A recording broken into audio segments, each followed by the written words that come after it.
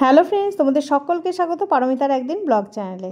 তো আমাদের একই দিনে দুটো বিয়েবাড়ি পড়েছে। তাই দিনে যাচ্ছি আমরা ছেলের বিয়েতে, রাতে যাব মেয়ের বিয়েতে।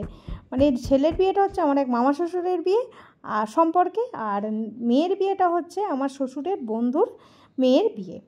তো দেখো, এখন গায়ে হলুদে চলে এসেছি। মামা শ্বশুরের গায়ে হলুদের তত্ত্ব সাজানো হয়ে গেছে, এগুলো মেয়ের বাড়িতে যাবে। আর তত্ত্বের মাছ দেখো, ডেকোরেশন খুব সুন্দর করা হয়েছে। তো আমি তো গায়ে হলুদের জন্য রেডি হয়ে নিয়েছি। কেমন লাগছে আমাকে একটু জানিও তোমরা। কথায় বলছে অনেক দিন নাকি পাপ করলে তার একই দিনে দুটো বিয়ে বাড়ি পড়ে, আর ঠিকই তাই। কোথায় যে যাব কোথায় না যাব ভেবে পাচ্ছি না। তো সেই হিসেবে আমরা ঠিক করলাম সকালবেলা গায়ে হলুদ এবং দুপুরের খাওয়া দাওয়াটা বিয়ে মানে মামা শ্বশুরের বিয়েতেই করব।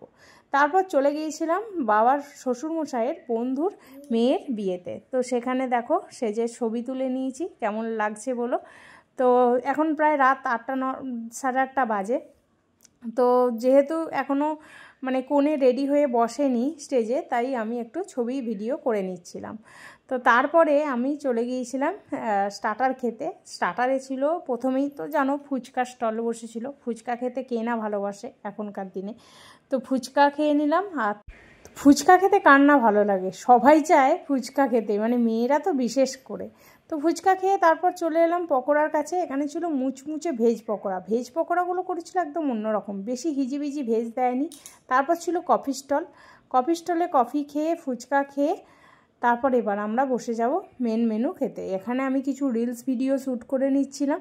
আর এখানে এতটাই প্রথমে আলো কম ছিল যে খুব একটা ভালো মানে ছবি আসছিল না। তো তারপর ক্যামেরাম্যানরা আমি ভিডিও করছি দেখে আলোগুলোকে জ্বালিয়ে দিল, ক্যামেরার আলোগুলো। তো আমি কিছু ভিডিও শ্যুট করে নিলাম। তারপর চলো এখানে গিফট দিয়ে দিলাম শ্বশুরমশাইকে নিয়ে।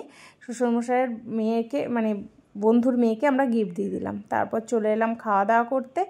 তো মেন মেনুতে কি কি আছে একবার তোমাদেরকে দেখিয়ে দিলাম, এবং চলো কি কি আছে একবার খাওয়া যাক। এবার অনেক ওয়েট করার পরে তারপর চলে এলো ভেজিটেবিল চপ, স্যালাড আর সস। তারপর চলে এলো গরম গরম রাধাবল্লভী আর চানা মশলা। তারপর চলে এলো চিলি চিকেন আর ফ্রায়েড রাইস। প্রতিটা খাবার অসাধারণ সুন্দর হয়েছিল, মানে এত ভালো হয়েছিল কি বলবো। তারপর চলে এলো সাদা ভাত, ভেজ মুগ ডাল, আর ছিল চিংড়ি দিয়ে আলু দিয়ে পোস্ত। তারপর ছিল রগরগে মাটন। তারপর ছিল আইসক্রিম, চাটনি, পাঁপড়, মিষ্টি। আইসক্রিমটা আমি খাইনি, কারণ আমার ছেলে খেতে ভালোবাসে, তাই আমি আইসক্রিমটা ছেলেকে দিয়ে দিয়েছিলাম। তো ছেলের হাতেই ছবিটা দেখে নাও, আর কেমন লাগলো অবশ্যই জানিও, কমেন্ট করো।